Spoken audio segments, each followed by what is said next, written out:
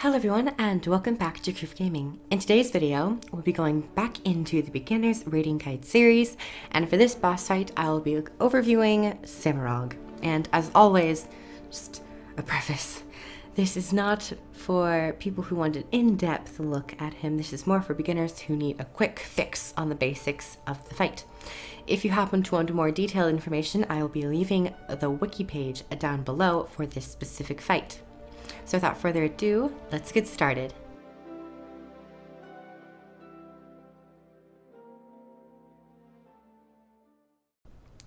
Let's first take a look at where this boss fight takes place. Samarog does take place in the Holding, much like the Mersat Overseer. More specifically, it takes place at the Warden's office. Much akin to the Mersat Overseer, Samarog does not require the player to earn any masteries to enter this boss fight. As an added touch, a cutscene will play introducing the raiders to the glory, magnificence, and brutality of this creature. Now, let's move on to the actual Samarog boss fight. Before I move on to the boss's actual abilities, I would like to mention one mechanic that most players will realize immediately upon entering the arena. And this mechanic would be the wall of spears lining the arena. Now, these spears are extremely deadly, so I would suggest not getting close to them. And you may notice throughout this boss fight that Samarog's abilities have a tendency to knock players back, so especially on this boss fight, positioning is key. Now, let's move on to Samarog's actual abilities. One passive ability that Samarog has that all raiders should be aware of are the Spears of Aggression and or Revulsion. These spears will apply CC effects ranging from taunts, fears, and or dazes. Now, alone, the damage isn't enough to outright kill a player, but in conjunction with these CC effects, as well as Samarog's abilities and overall chaos going on in this fight, it can be potentially deadly. Also, I'd like to point out that these spears can be killed to clear up some of the areas on the arena. These spears are outlined with a large red circle showing the effect radius. Also, I would like to briefly mention that there is no dedicated tank in this boss fight. Much like the last two boss fights in Bastion and Penitent, Samarog uses a fixation mechanic that will swap to a new player every 10% of health that Samarog loses. In total, there are 5 phases to the Samarog boss fight.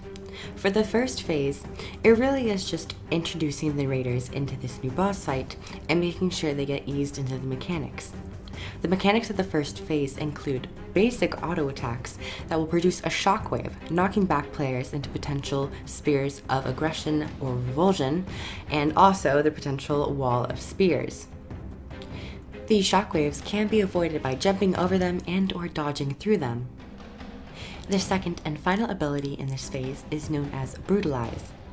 Along with switching targets for the tank, he will also swap to a target and produce a Brutalize ability. This will trigger a CC break bar on Samarog. If you don't break the break bar in time, the enemy player who is under the Brutalize will die. For phase 2, which happens to be currently playing on screen right now, Samarog enters a state of invulnerability, and instead you are fighting 2 mini-bosses known as Rigom and Guldhem.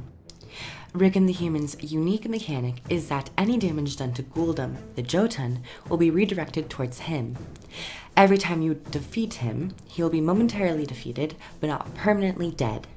After a short delay, he will be revived and continue to fight. For Guldhem the Jotun, as stated before, he takes no damage as long as Rigom is alive. Once Rigom is momentarily defeated, Guldhem will be able to be damaged all the way down to 0. It is once you reach 0 for Guldhem that Rigom will be able to be permanently killed. An important strategy for this phase is to keep Guldhem and Rigom apart, as the closer they are, Guldhem will do increased damage, and Rigom will have an increased health pool. During phase 3, you return to fighting Samarog, and all the abilities he had in phase 1 still applies in phase 3, with the addition of a new ability named Inevitable Betrayal. This skill works by selecting 2 random players in the raid, and one tasked with a large orange circle, and one granted a smaller green circle. These two players must stand directly on top of each other to negate a large AoE blast that does hefty damage on the entire raid. Thankfully, the players who are cursed with inevitable betrayal won't have to be standing there guessing if they have it or not, as there will be an on-screen cue stating, "Choose your friends wisely." Once you see this, that's your cue to go find the other person to block the incoming blast. Moving along to Phase 4, Rigom and Guldhem will be resurrected from the dead and will have to fight again.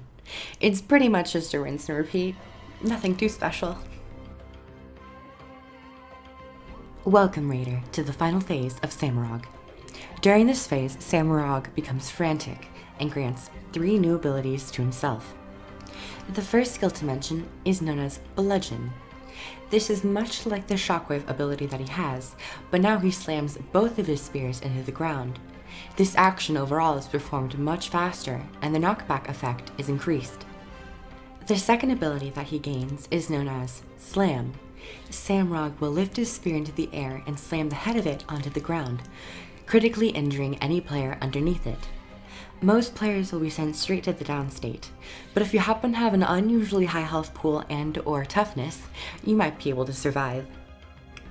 The third and final ability that Samarog gains is recalling all spears of aggression and/or revulsion. The spears will be uprooted and travel towards Samarog, taking all raid players with it. It may prove helpful to clear out some spears of aggression and revulsion before this takes place. And those are all the abilities that Samarog has in the final phase.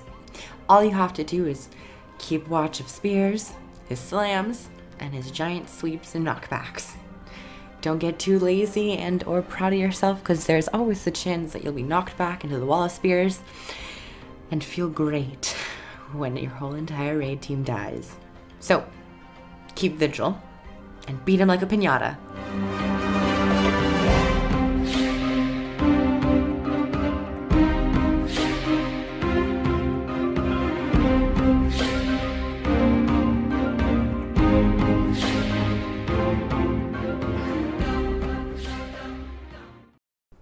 And congratulations on defeating Samarog. And if you haven't, don't give up. I believe in you. Thank you everybody so much for watching. I hope you got something out of that. Like the video, like it, comment below, and subscribe for more Guild Wars 2 content. And also, I would like to mention, if you happen to be new to Guild Wars 2 and/or are thinking about checking out Heart of Thorns, you can use my referral links to get all these goodies down below, courtesy of ArenaNet. And thank you so much to ArenaNet for providing us with these links. So yes, everyone, I will see you guys in the next video, and as always, I love you all so much. Bye.